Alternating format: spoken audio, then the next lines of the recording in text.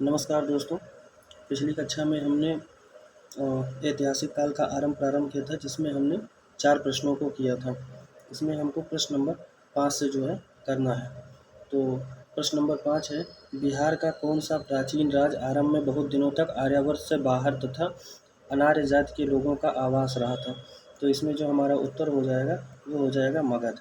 ठीक है। फिर अगला जो हमारा प्रश्न है, वो है बिहार में उपनिषद काल में ब्राह्मण धर्म का ज्ञान का महान केंद्र कौन सा था?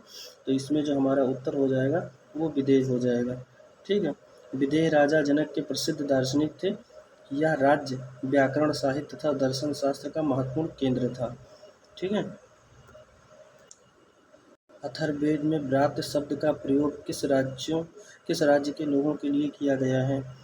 अथर्ववेद में व्रात्य शब्द का प्रयोग किस राज्य के लोगों के लिए किया गया है? तो इसमें जो हमारा उत्तर हो जाएगा, वो हो जाएगा बी, मगध के लिए। ठीक है, मगध के लिए। अथर्ववेद में एक सूक्ति की पहली बार मगध का वर्णन मिलता है। बिहार का कौन सा राज्य उत्तर वैदिक काल का महत्वपूर्ण राज्य था? तो इसमें हमारा उत्तर हो जाएगा विदेह।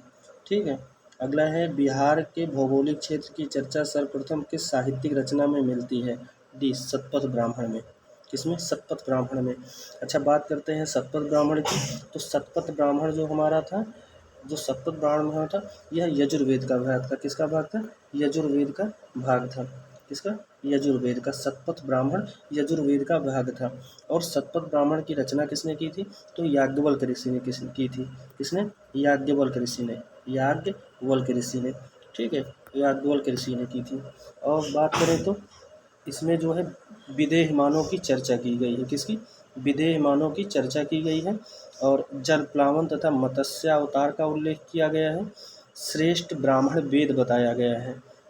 श्रेष्ठ ब्राह्मण वेद बताया गया है। इसके अलावा इसको ऐतिहासिक और लघु वेद की संज्ञा दी जाती है। इसको ऐतिहासिक और लघु वेद की संज्ञा दी जाती है। किसकी? ऐतिहासिक और लघु वेद की। ऐतिहासिक और लघु वेद की। ऐतिहासिक और लघु वेद की संज्ञा दी जाती है। किसको? शतपथ ब्राह्मण को। ठीक है। तो ये हमारा था। तो अब हम आ गए महाजनपद पे। महाजनपद के बारे में बात करें तो ये 6ठी शताब्दी में महाजनपद का उल्लेख हुआ था। और इसमें 16 महाजनपद का जो है उल्लेख किया गया है 6ठी शताब्दी में। 16 महाजनपद की बात करें तो 16 महाजनपद जो है वो हमें अंगुत्तर निकाय से, ठीक है, कहाँ से? अंगुत्तर निकाय से 16 महाजनपदों का साक्ष्य प्राप्त होता है। अब पूछ रहा है कि इनमें से कितने ऐसे महाजनपद थे जो वर्तमान में बिहार के क्षेत्र में स्थित है? तो ऐसे 3 महाजनपद थे जो बिहार राज्य में स्थित है। कितने? 3 महाजनपद थे। निम्न में से कौन सा महाजनपद वर्तमान में बिहार क्षेत्र में स्थित नहीं है? तो देखिए, अंग है, वज्जी है और मगध, ये तीनों हैं। लेकिन वत्स जो है ये हमारा बिहार में नहीं है, बल्कि ये उत्तर प्रदेश के कौशाम्बी जिले में स्थित है। कहाँ पर है? उत्तर प्रदेश के कौशाम्बी में स्थित है। और वत्स की राजधानी भी क्या थी? जो वत्स है इसकी राजधानी क्या थी? कौशाम्बी थी। क्या थी? कौशाम्बी थी। ठीक है, कौशाम्बी इसकी राजधानी थी। और ये जो क्षेत्र आता है वो इलाहाबाद और मिर्ज़ापुर का क्षेत्र आता है। और यहाँ पर गौतम बुद्ध एवं बिंबिसार के समकालीन यहाँ पर उदयित यहाँ का शासक था। ठीक है, उदयित। और चंद्रप्रद्योत ने अपनी पुत्री वासुदत्ता का विवाह उदयन के साथ में ही किया था। तो उदयन यहाँ का शासक था। ठीक है। और कालांतर में अवंती ने वत्स पर अधिकार किया था। अंतिम रूप से शिशुनाग ने वत्स को मगध में मिला लिया था। अगला प्रश्न हमारा है, बिहार के किन क्षेत्रों में अंग महाजनपद स्थित है? बिहार के किस क्षेत्र में जो है अंग जनपद स्थित है? तो पहली बात तो अंग की राजधानी कहाँ पर होगी वो हमको जानना चाहिए। तो जो अंग की राजधानी है वो हमारा हो जाएगा चंपा। कहाँ हो जाएगा? चंपा हो जाएगा। ठीक है, चंपा। और इसका प्राचीन नाम था मालिनी। इसका जो प्राचीन नाम था वो मालिनी था। ये क्षेत्र हमसे पूछा है तो ये भागलपुर और मुंगेर का क्षेत्र हमारा हो जाएगा। भागलपुर और मुंगेर का क्षेत्र। ठीक है। चंपा जो है वो बंदरगाह था। चंपा क्या था? ये बंदरगाह था। ठीक है, उस समय। और शासक जो यहाँ का था बिंबिसार के समय यहाँ का शासक ब्रह्मदत्त था। जो यहाँ का शासक था अंग का वो ब्रह्मदत्त था। कौन था? ब्रह्मदत्त था। तो ब्रह्मदत्त यहाँ का क्या था? शासक था। ठीक है, ये बात रही हमारी। अगला क्वेश्चन हमारा है, अंग महाजनपद की राजधानी कहाँ थी? तो अभी हमने बताया कि अंग क्षेत्र की अंग महाजनपद की राजधानी कहाँ थी? चंपा थी। ये हमने अभी तुरंत बता दिया है। बुद्ध के समय तक चंपा की गणना भारत के 6 महानगरियों में की जाती थी। ठीक है, 6 महानगरियों में की जाती थी। अगला क्वेश्चन है, बिहार के पटना तथा गया का जिला किस महाजनपद में स्थित था? बिहार के पटना तथा गया का जिला किस महाजनपद में स्थित था? तो इसमें हमारा उत्तर हो जाएगा मगध। कहाँ हो जाएगा? मगध में स्थित था। कहाँ पर? मगध में। अच्छा, मगध। और अगर बात करें तो जो ये मगध का क्षेत्र था, इसकी राजधानी क्या थी? मगध की राजधानी क्या थी? तो इसकी राजधानी थी गिरिवज्र। क्या थी? गिरिवज्र। ठीक है, गिरिवज्र। ठीक है, या इसी को अन्य नाम से भी लिख सकते हैं, राजगीर लिखा जाता है, राजगीर भी लिखा रहता है। राजगीर के साथ साथ में इसमें राजगृह भी लिख सकते हैं। तो इस प्रकार से इसको 3 नाम से जानते हैं, गिरिवज्र, राजगीर या राजगृह। तो मगध का जो क्षेत्र था वो आधुनिक समय में पटना और गया, ये 2 क्षेत्र हमारा आ जाता है।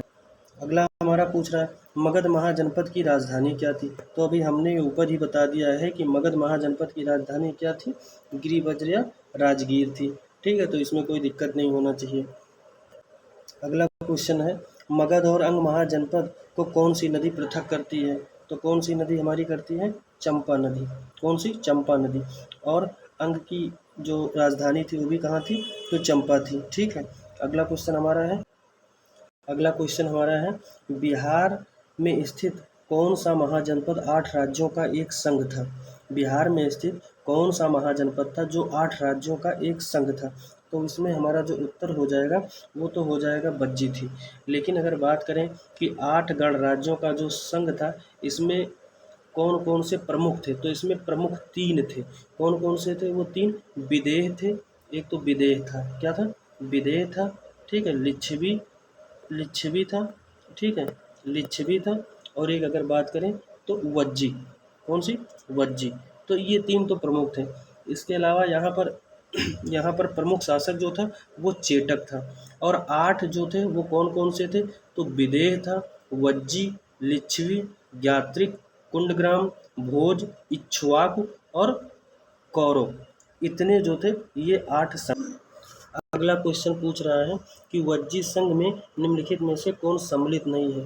वज्जी संघ में निम्नलिखित में से कौन सम्मिलित नहीं है? तो देखिए, लिच्छवी सम्मिलित है, ज्ञात्रक भी सम्मिलित है, विदेह भी है, लेकिन चेद जो हमारा है ये सम्मिलित नहीं है। तो चेद है कहाँ?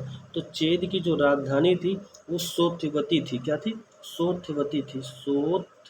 ठीक है, सोथवती या सोक्तिमती भी कहा जाता है। ठीक है, और जो है ये महाभारत कालीन के शिवपाल राज किया करता था। मतलब महाभारत जो काल था उसमें शिशुपाल नाम का एक राजा हुआ करता था, वही राज करता था जिसको भगवान कृष्ण ने अपने सुदर्शन चक्र से वध किया था। ठीक है, और ये महाजनपद जो है वो बुंदेलखंड के पूर्वी तथा उसके समीपवर्ती भागों में चेद महाजनपद स्थित है। अगला क्वेश्चन हमारा है कि वज्जी संघ की राजधानी क्या थी? तो मैंने अभी बताया है कि वज्जी की जो राजधानी थी वो क्या थी? या तो मिथिला कह लीजिए या तो वैशाली कह लीजिए, या तो मिथिला कह लीजिए या तो वैशाली कह लीजिए। अगला क्वेश्चन है, बिहार के भागों में स्थित कौन सा महाजनपद में गणतंत्र था? तो भाई वज्जी था जिसमें गणतंत्र था। ठीक है, वज्जी था जिसमें गणतंत्र था और 8 गणराज्यों का ये संघ था। ठीक है, ईसवी पूर्व 6ठी सदी में विश्व की प्रथम गणतंत्रात्मक व्यवस्था कहाँ अपनाई गई थी? तो ये हमारा हो जाएगा वैशाली, अभी हम लोगों ने देखा है। ठीक है, अगला है, मगध की प्रथम राजधानी कौन सी थी? तो मगध की पहली राजधानी राजगृह थी या गिरिवज्र थी। ठीक है, यहाँ पर कोई दिक्कत नहीं होना चाहिए। अगला प्रश्न हमारा है, प्राचीन भारत के 16 महाजनपदों में एक जो है था, ये पूछ रहा है प्राचीन